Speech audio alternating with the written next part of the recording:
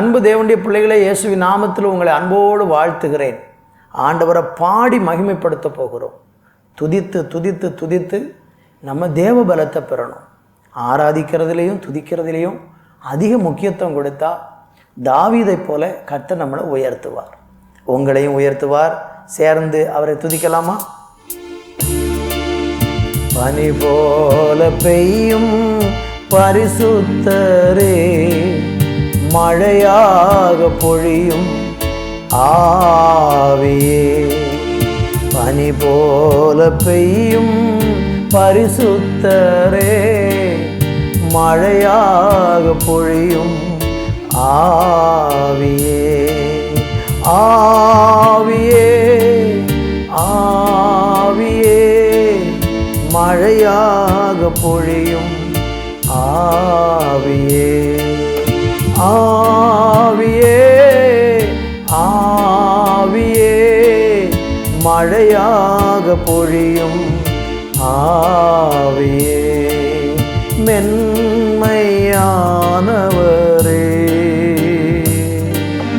மேகஸ்தம்பமே,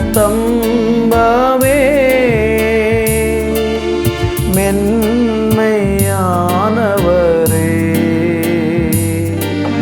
மேகஸ்தம்பமே. ஊற்று தண்ணி ஜீவநதி, ஊற்று தண்ணி ஜீவநதி, ஆனந்த தைலமே, எங்கள் ஆனந்த தைலமே. பனி போல பெய்யும் பரிசுத்தரே, மழையாக பொழியும் ஆவியே. பனி போல பெய்யும் பரிசுத்தரே, மழையாக பொழியும் ஆவியே.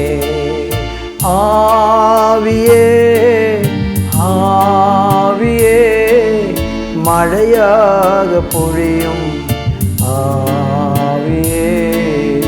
ஆவியே ஆவியே, மழையாக பொழியும் ஆவியே. ஆவியானவரே, எங்கள் மத்தியில் மழையாய் பொழிந்தருளும், எங்கள் மத்தியில் மகிமையாய் பொழிந்தருளும், எங்கள் மத்தியில் வல்லமையாய் பொழிந்தருளும். பரிசுத்த ஆவியானவர் வரும்போது எங்களுக்குள்ளே பலனை தருகிறீர். அந்த பலத்தினால் எங்களை இடை கட்டுகிறீர், எங்களை ஆசீர்வதிக்கிறீர். உம்முடைய மகிமை எங்களை மூடுகிறதற்காக நன்றி.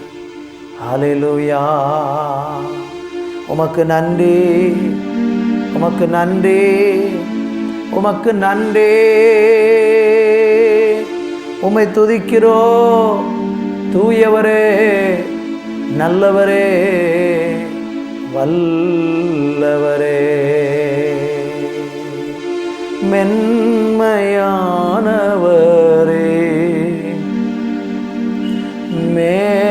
மேகஸ்தம்பமே,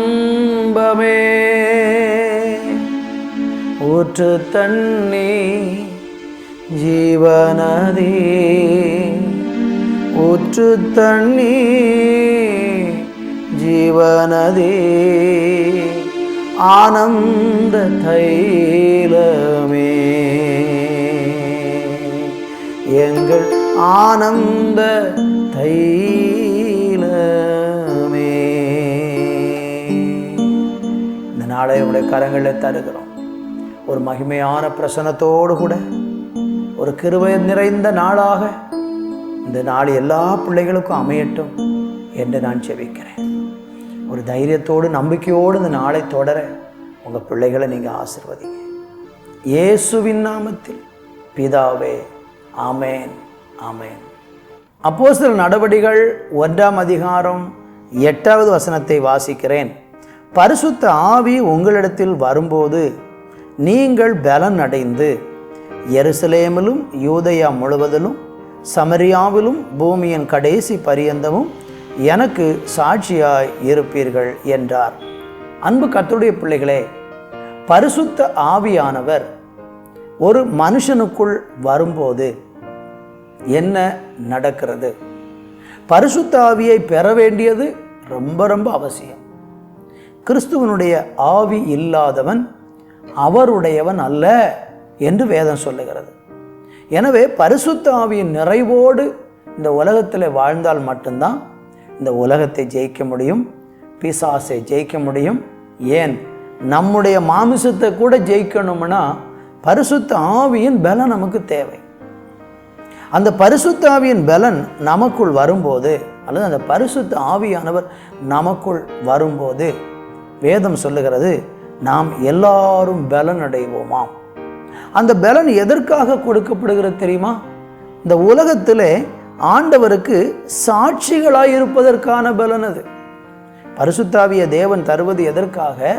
இந்த பூமியில சாட்சியாக இருப்பதற்கு. இந்த சொல்லப்பட்ட வாக்குத்தத்தம் அடுத்த அதிகாரத்தில் நிறைவேறியது. அப்போஸ்தலர் நடவடிக்கைகள் 2ஆம் அதிகாரத்தை படித்து பாருங்க. அவங்க மேல் வீட்டு அறையிலே 120 பேர் கூடி தேவனை ஆராதித்து கொண்டிருந்த போது அவர்கள் மேல் அந்த பரிசுத்த ஆவியின் பலன் வந்தது. அந்த பரிசுத்தாய் வந்தவொடனே அவங்க பலன் அடைந்தார்கள். என்ன பலன் அடைஞ்சிருக்கிறாங்க? அதுவரையிலும் பயந்திருந்த சீஷர்கள் பரிசுத்த ஆவி அவர்கள் மேல் வந்தபோது தைரியமானவர்களாய் மாறினார்கள். இயேசுவை மறுதலித்து 3 முறை நான் அறியேன் என்று மறுதலித்த பேதுரு தைரியம் கொண்டு 11 பேரோடும் கூட எழுந்து நின்று, நீங்கள் சிலுவையில் அறைந்த இயேசுவை நாங்கள் பிரசங்கிக்கிறோம், அதற்கு அவர் உயிரோடு எழுந்திருக்கிறார், அதற்கு நாங்கள் சாட்சிகள் என்று தைரியமாக சாட்சி சொன்னார், சாட்சியாக மாறினார். அன்பு கர்த்தருடைய பிள்ளைகளே, இந்த உலகத்தில் நீங்களும் நானும் இயேசுவுக்கு சாட்சியாக வாழ்வதற்காக பரிசுத்த ஆவியின் பலன் கொடுக்கப்பட்டிருக்கிறது. அதற்கு பிறகு பார்த்தீங்கன்னா சீசர்களுக்கு துன்பம் வந்தது. துன்பத்திலையும் சந்தோஷமாக இயேசுவை பின்பற்றினார்கள், இயேசுவை பிரசங்கித்தார்கள்.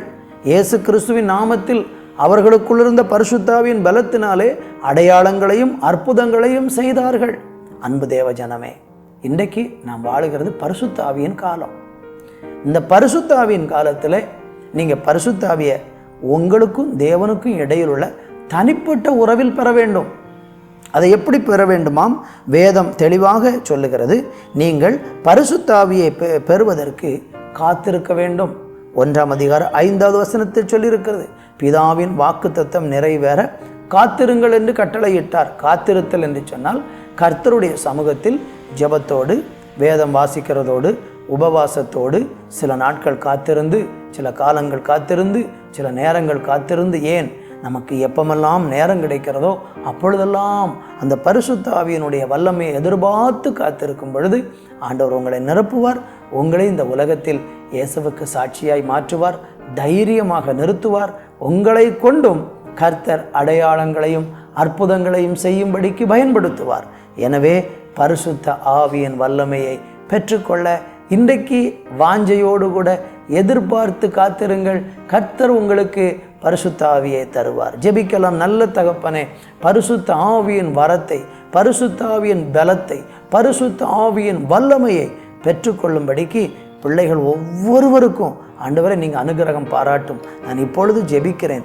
யாராகிலும் நான் பரிசுத்த ஆவியை பெற வேண்டும் என்று இப்பொழுது ஜெபித்து கொண்டு இருக்கிறார்கள் என்றால் அவர்கள் மேல் பரிசுத்த ஆவியின் வல்லமை இறங்கி வருவதாக, மகிமையாக இறங்குவதாக என்று ஜெபிக்கிறேன். அந்த நிறைவை பெற்றுக்கொண்டு உம்முடைய நாமத்துக்கு சாட்சியாய் மாற உதவி செய்யும். இயேசுவின் நாமத்தில் பிதாவே, ஆமேன், ஆமேன்.